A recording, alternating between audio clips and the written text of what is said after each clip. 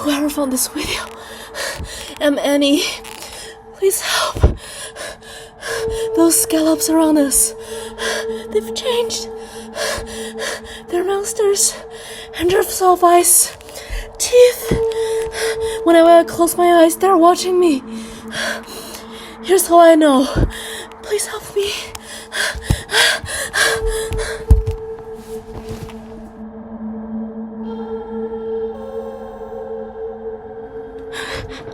I'll tell you what I've found so far for this puzzle. Watch this and keep researching.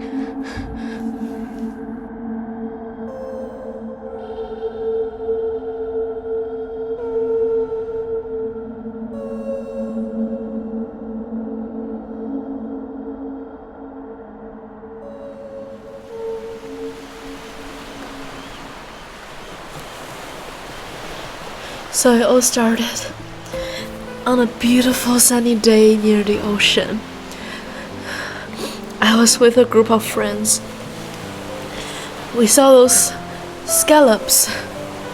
We all know them. The common marine bivalve mollusks that are in the taxonomic family of Pectinidae. There were nothing special about them. That's what I thought. They're found all over the world's oceans. Although never in fresh water, they could be very brightly colored, or just showing light or dark brown. They're bilaterally symmetrical on their shell, and they're fan-shaped. They have two pieces of shells. Scallops inhabit all the oceans of the world, with the largest number of species living in the Indo-Pacific region. Most species live in relatively shallow water from the low tide line to around 100 meters, while others will prefer much deeper water for them to swim around. Most scallops are unique among bivalves for being primarily free-living and resting on sand rather than stationary, while a small number of species cement themselves to rocky surfaces, just like other bivalves.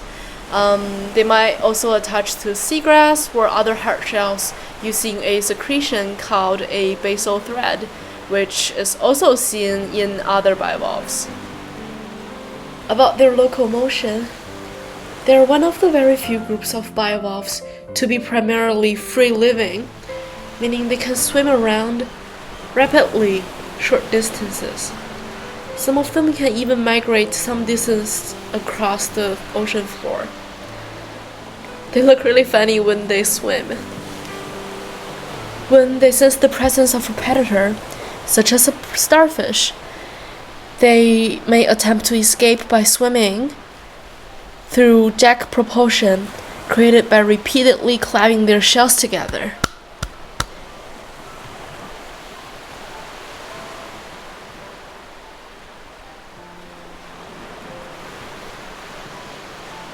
When holding the scallop in hand, we can see that the shell consists of two sides of valves, a left valve and a right one. Most scallops rest on their right valve, so this valve is often deeper and more rounded than the left one. And I love eating scallops, so on that day, after picking up them, we cracked them open and cooked them. They smelled so good, but gosh, oh gosh, I really wish we didn't do that because that's where the nightmare started. So we had a really fun trip that day. When I got home, when I slept at night, they come back for me. Their eyes. I didn't even know it was their eyes. Who would have known that scallops have eyes? Those blue eyes. Too many of them. Hundreds. At least hundreds of them. Staring at me. In my dreams. With teeth. Scallops had teeth.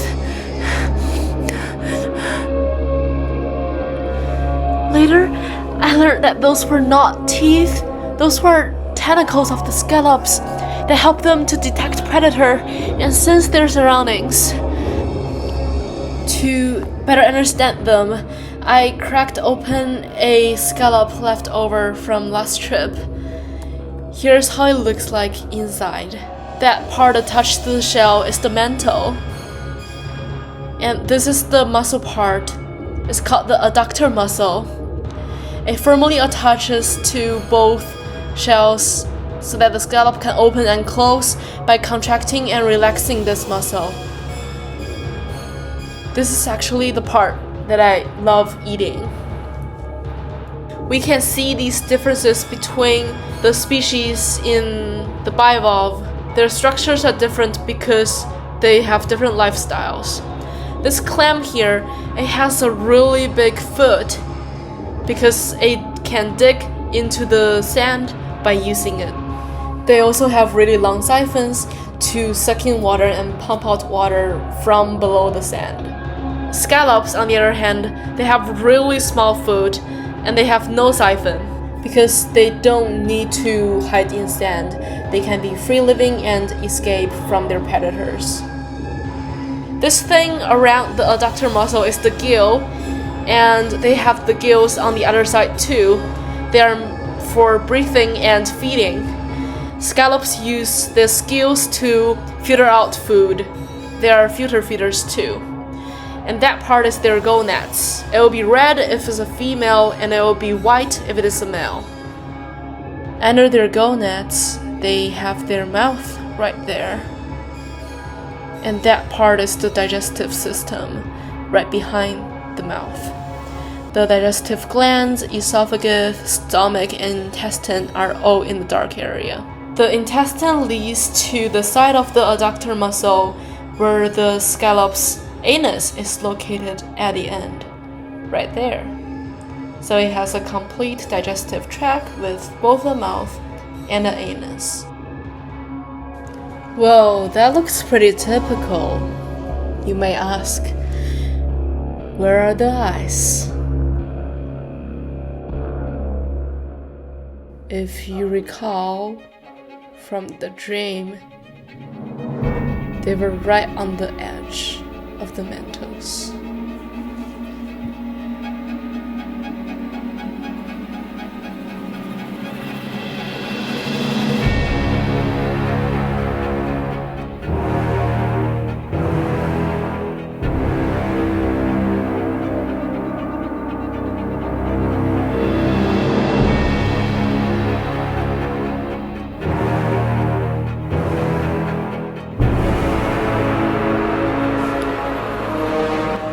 When we dive deep into the ocean, things can get really dark. Thus, it's really hard for clear vision. The scallop's eyes get weird. Instead of having the line directly shine on the retina like humans, scallops have a mirror-like tissue behind their eyes, of which reflect the lights onto the retina. And they actually have two retinas. The mirror is made from crystals of guanine. Yeah, you're right, the same material from the DNA.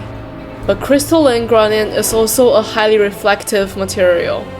It can be seen anywhere in nature, from fish scales to chameleon skin. They're usually in bulky prisms. However, in scallop eyes, they are arranged into perfect squares. Where else do we see something similar? Yeah, those are in those space telescopes. They also have mirrors that create a really smooth surface. Just like the scallop mirrors, they maximize optical aberrations.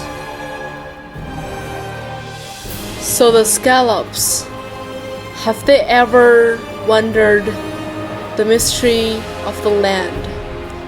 Just like how we developed telescopes to stare into the sky. Are they trying to watch us?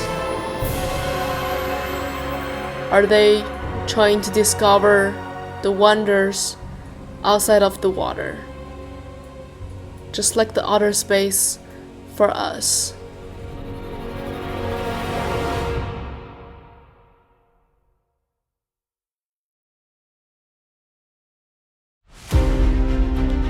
The environment under the deep ocean can be really dark. So what makes scallops able to see? They use their mirror eyes. Their eye contain a concave mirror made of square crystal tiles. And this design minimizes light loss and optimizes reflection of the blue-green light in their underwater habitat.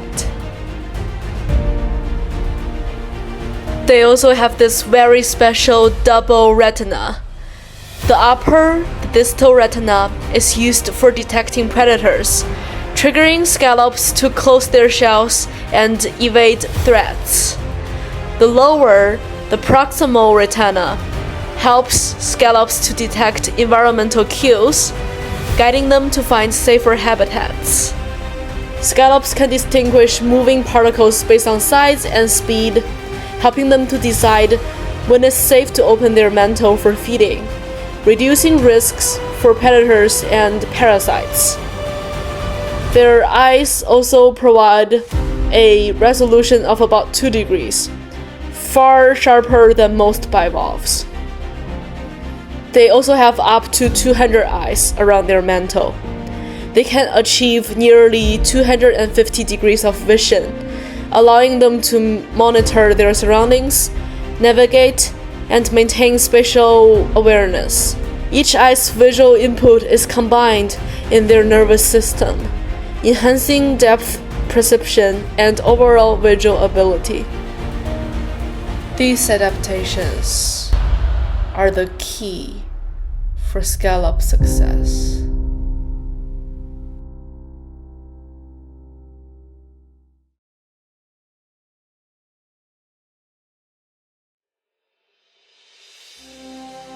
Welcome, adventurers! You finally came to the final part of this puzzle that I can put together. And the rest requires you to do further research. Our last topic is on the variation in eye structure and number among scallop species due to their lifestyles and environments. For the eye structure adaptations, the swimming scallops usually have larger lenses and smaller gaps between their retinas and mirrors. This gives them a higher optical resolution for detecting predators and navigating dynamic environments. They will also have smaller interreceptor angles, around 1 degree to 2.7 degrees, enabling sharper vision. For seesaw scallops, they will have smaller lenses and larger gaps between the retina and mirror. Their eyes will be optimized for detecting slow-moving threats from a fixed position. They will have larger interreceptor angles, from 3.2 degree to 4.5 degree, better suited for a broad and a less detailed vision. For eye numbers and arrangements, there is a correlation between body size and lifestyle. Larger scallops tend to have more eyes due to expanded mental space, and mobile scallops tend to have increased eye numbers rapidly with growth, supporting their need for continuous environmental monitoring to find a suitable place to rest. For seesaw scallops, however, they have fewer eyes as extensive visual coverage is less necessary. Through science, the scary nightmare turns into something super interesting. We learned about scallops, their eyes, their teeth, and the science behind them. Now, future scientists, it's your time to explore this world and give answers.